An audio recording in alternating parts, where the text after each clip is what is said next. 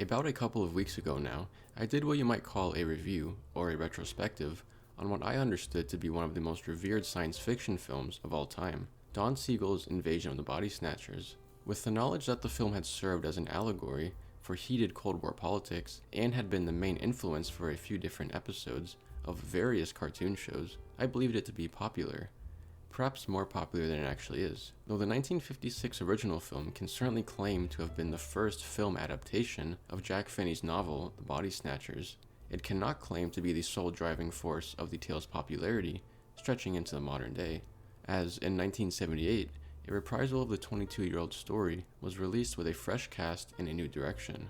Although I had heard of a remake and even owned a DVD copy, I wasn't necessarily jumping to see it. The cover art on my copy had cheesy written all over it, as this gooey image of grotesque pod people seemed indicative of a misdirection of the story.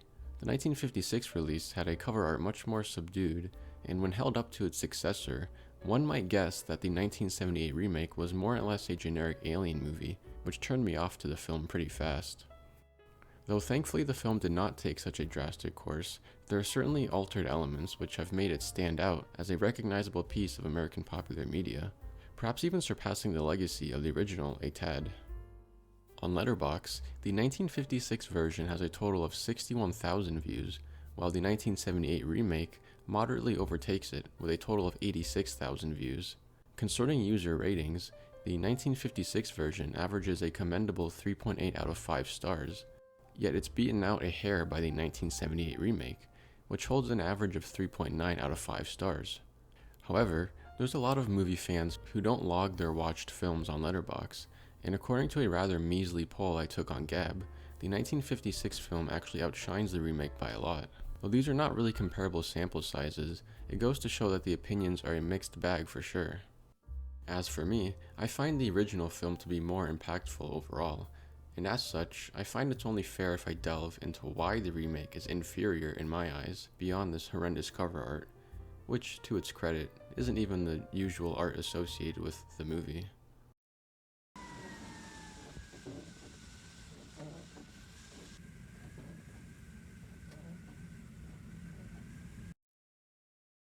As I covered in my previous review, Invasion of the Body Snatchers is a film very heavily associated with the politics of its time, where many would claim that it is a pro-American commentary on the dangers of a contagious communism. Others might suggest that it pokes holes in the film of optimism spread over the 1950s, presenting an underlying threat even more sinister than communism, going unnoticed. Either way, the movie obviously has something to say about the world surrounding it, but the exact meanings are more or less a toss-up. Given that the remake of Invasion of the Body Snatchers, released in 1978, a whole 22 years after the original, the film obviously doesn't carry the same historical and cultural weight which surrounded the original. A lot can and certainly did change in the time between, and so the 1978 remake does create an atmosphere wholly separate and unique from its inspiration. One significant difference can be spotted in the demeanor of the people, particularly the extras and side characters. Too much trouble to pick the mail up off the floor, Jeffrey? Hello? Where the characters of the original film had the cadences, dress, and manner typical of a friendly 1950s town, the remake has a lot of threatening glares and flat-out impoliteness. What's so hard about that? I wasn't even talking to you, was I? Since there is a brief period prior to the transformation of people into pod replacements, it seems that the film is making a derogatory statement regarding the urbanized parts of 1970s America. Even before any kind of pod invasion can commence, the world put on display feels rather empty, and the film plays to this atmosphere by frequently making tension of nothing via a gradual zoom, imparting an impending feeling during even the most mundane moments, showing an untrustworthiness in the cavernous stretches of this place. What's more, the people themselves are rather dull, and the first interaction we're shown is that between a woman and her boyfriend, who's lazily glued to the couch as he idly watches the basketball game unfolding on his TV. There's no music either, and the atmosphere is made all the more foreboding for it. But then again, the first couple minutes or so of the original film don't have music either, yet it's primarily driven by dialogue, so it's not so much the lack of music that alters the mood of the remake, as it is the lack of human warmth. The neighborly chit-chat which filled the opening moments of the original film, the chronological opening I mean, is absent in the remake. Thus there's an eerie feeling of impending and frequently unnoticeable danger which fills the empty cracks instead. You know, usually people can't talk enough about what's ailing them. For instance, Wally Eberhardt was in twice and called 3 times about something, but he wouldn't tell me what it was. Funny.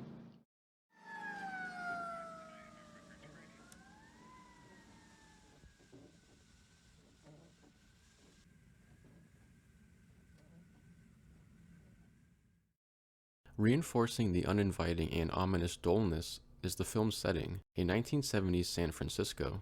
In stark contrast to the little, cozy town of Santa Mira in which the original is set, San Francisco is like a vast, formless ocean which seems to evade identification. While the original allows the viewer to eventually become acquainted with Santa Mira and develop a familiarity with it, San Francisco in the remake is the typical unforgiving city. It's large, it's bustling, it's got crowds upon crowds of people, yet we as an audience never quite get to know it. Perhaps it isn't even possible for a viewer to feel connection to such a place. Like the song Baker Street says of another city, it's got so many people, but it's got no soul. In some ways, there's not much of a distinction to be made between the pre-Pod People world and the post-Pod People one. You actually seen anything? We don't want to create a panic. We have the primary authority in this matter. Extremely cautious. Very clearly, Philip Kaufman, the director of the 1978 remake, was looking to approach the Body Snatchers story from a perspective uniquely modern and therefore drastically opposed to that of Don Siegel's original film. I can certainly see and appreciate the vision in that sense. The film appears to be suggesting that the America of the late 70s, at least the heavily urbanized parts of America, was in some ways no different before the Pod People takeover than it was afterwards. It's as though this city was waiting to host an alien life, like it was meant for the job. It's almost like a fully fledged continuation of the ideas briefly presented in the highway scene from the original. I certainly love that scene to death, and so the 1978 remake, itself being an exploration of the oncoming world, which Siegel had heralded in his vision decades prior, should be a favorite of mine. Yet I was underwhelmed. Coming! They're coming! Help! Help! They're coming! They're coming! Listen to me! To describe my disappointment with the 1978 remake, I ought to examine the original highway scene near the end of the 1956 original, and how its impact was fizzled out in translation to the remake. After escaping the Pod People at long last, Miles sprints towards the first sign of life completely detached from the infectious tumor which Santa Mira had become. However, not a single driver chooses to stop their car and heed Miles's word, leaving him a feckless preacher in the road. Apart from the way that it's shot, what makes the scene so impactful is the fact that the cold shoulder of the highway-bound, apathetic Americans comes after Miles has spent an entire film's runtime discovering an alien takeover and subsequently ducking and hiding from it. The audience, having followed him all the way, are now the only ones capable of understanding his outlandish claims, though the drivers don't know a thing about him, and their first assumptions may be that he's simply drunk. But Miles and the audience, following 70 minutes of perfectly sober realizations, are painfully aware of the truth, yet the cries are falling on deaf ears, and there is formed this genius irony in which Miles confronts the humanity at large, which he'd fought tooth and nail to preserve, only to find that the contemporary American is more or less a pod person already, even if still technically a flesh and blood human.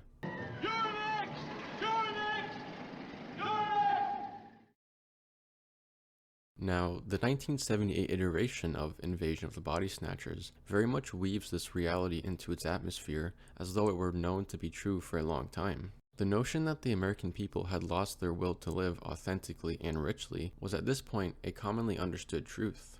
Thus, Miles is shown to still be engaged in his crusade against humanity's death by replacement within Kevin McCarthy's cameo, and his evidently unyielding passion stands out boldly against the sleepy city of San Francisco.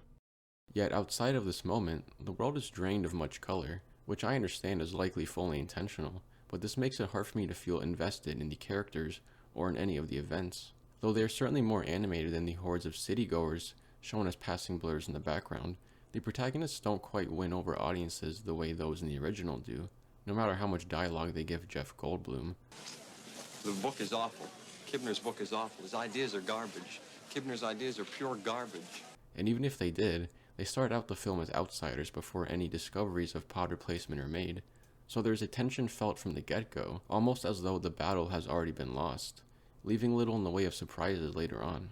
Wait right there, Mr. Bennell. How do you know my name? Hang up, Matthew. I didn't tell you my name. Hang up. I didn't tell him my name. When Dr. Bennell calls up the police, for instance, he's shocked to find that the lines have been taken over, and the audience is likely a bit frightened at this point as well. However, compared to the original scene, the moment is far less chilling, as the audience expects much more from Santa Mira than from San Francisco. The amenities of a small, close-knit community, such as a dependable phone operator, being uncharacteristically inefficient, is what drives home the chilling frights, emphasis on uncharacteristically. Yet, in the remake's San Francisco, how truly shocking is it to find that the pod people have taken over the phone lines? Not nearly as much as it is in the original, and that is due to such a realization not being quite so uncharacteristic, especially after an entire segment in which Bennell is repeatedly shot down, presumably by pod people, via phone. Where there was a previously established consolation in Santa Mira, San Francisco never shows itself to have been worthy of audience trust. Recall Bennell's car window being smashed up by restaurant employees. Returning to my initial examination of the film's urbanized setting, San Francisco isn't afforded much character to begin with, and so a moment which is meant to betray character falls limp. Ironically, the stakes of this grand catastrophe, happening in a hotspot like San Francisco, are seemingly lesser than those of the original, as the city was dead on the inside from the start. Who are you calling? Washington. What, the CIA, the FBI? They're all pods already. I've got a friend in the Justice Department. I know his home What are you number. gonna I can tell him? dial direct, and I can avoid the San Francisco. What are you going to operator. tell him? Just shut the fuck up!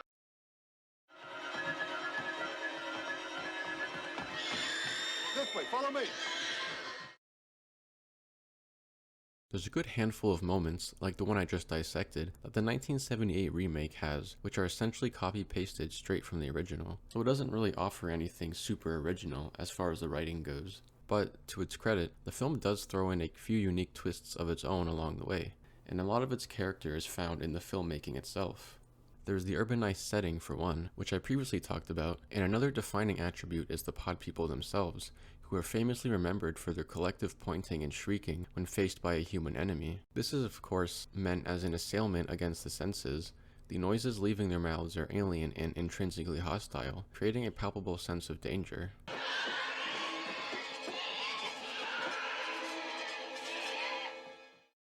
The pod people are animalistic in this way, and they're even more inhuman than they'd been in their 1956 debut. It's certainly a shocking development, and it has its merits. Obviously it has resonated with fans of the film, yet it seems a tad tacky and over the top to me. If the setting of the film is too understated for my taste, then the pod people are a bit too overstated for me. It certainly didn't irreparably ruin the movie, but I can recall at least one occasion where I thought to myself, really? Was that scream necessary?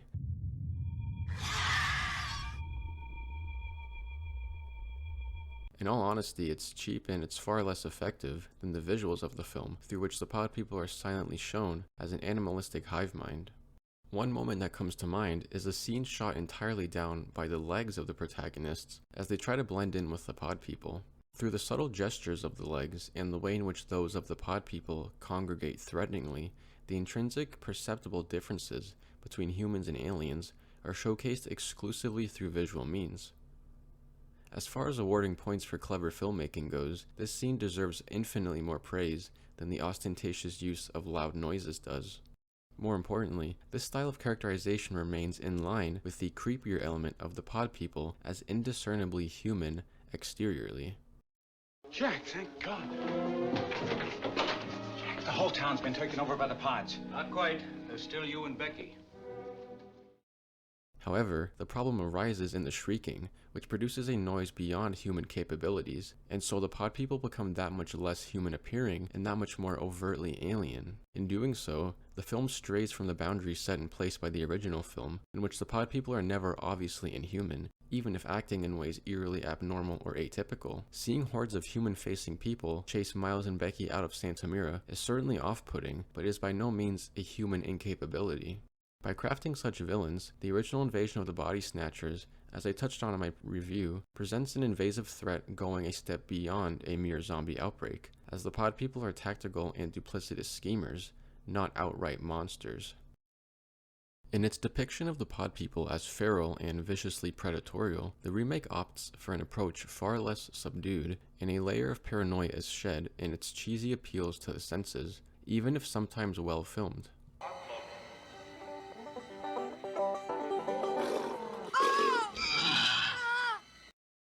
I will give you my name if you will give me your name. Because I want to be able to report this. I'm trying to change the world to fit people. Philip Kaufman's Invasion of the Body Snatchers from 1978 is not at all a bad film. The movie took a classic staple of American science fiction media and pulled it into the modern day, creating something unique in the process. In doing so, it undoubtedly introduced the story to many who were born in the decades after the original's release, affording it greater traction overall. Also, for all who'd seen the 1956 version and would ask, what would this look like nowadays? This is a fine look into the answer. Unfortunately, so much of what makes the original tale stand out is its attunement to the zeitgeist of its time, capturing a nation and a people at its peak, and portraying that image with fantasy fueled by equally present Cold War-era fears. With such a juxtaposition absent in the remake, I find the unraveling plot to be denied the same resonance, as why should I care about the internal death of a world that appears deceased already? The original film was very clearly a product of its time, as is the 1978 remake, but where the original subverts, the remake submits.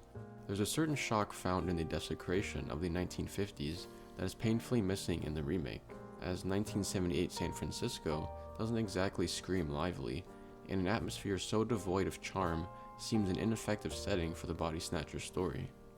The lack of emotional tether to the city leaves a gaping hole in the foundations of the 1978 remake, which guts the story, leaving it not so impactful. Though there is noticeable compensation for such in other areas of the filmmaking, it doesn't completely refill that absence.